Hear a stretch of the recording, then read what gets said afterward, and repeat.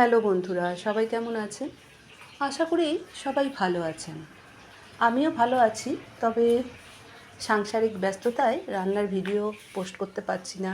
আগের ভিডিওতে বলেছিলাম যে আমার বাড়ির শিফটিং চলছে, তাই জন্য একটু ব্যস্ত আছি।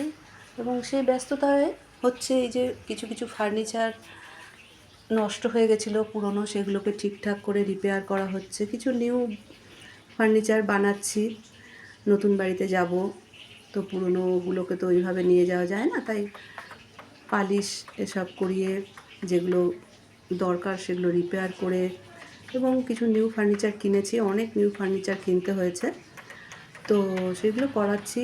তাই এই মিস্ত্রি ভাইদের কিছু কাজের দৃশ্য, তারা তো কষ্ট করে কাজ করছে, তাই তাদের কিছু কাজের দৃশ্য আপনাদের কাছে শেয়ার করলাম। ভালো লাগলে বলবেন।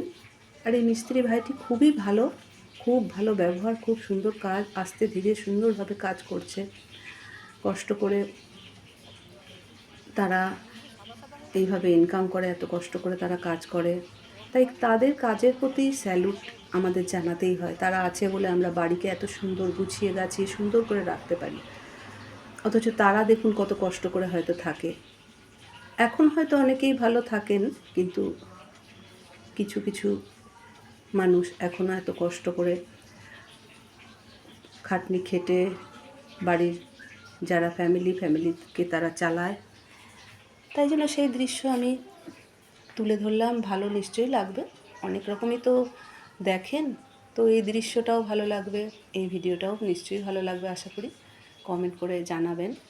আসানসোলে এই পাপ্পু ভাই খুব সুন্দর কাঠের মিস্ত্রি, খুব সুন্দরভাবে কাজ করেন, তার ব্যবহার তো আরও ভালো, তাই তাদের একটু মিষ্টিমুখ করালাম।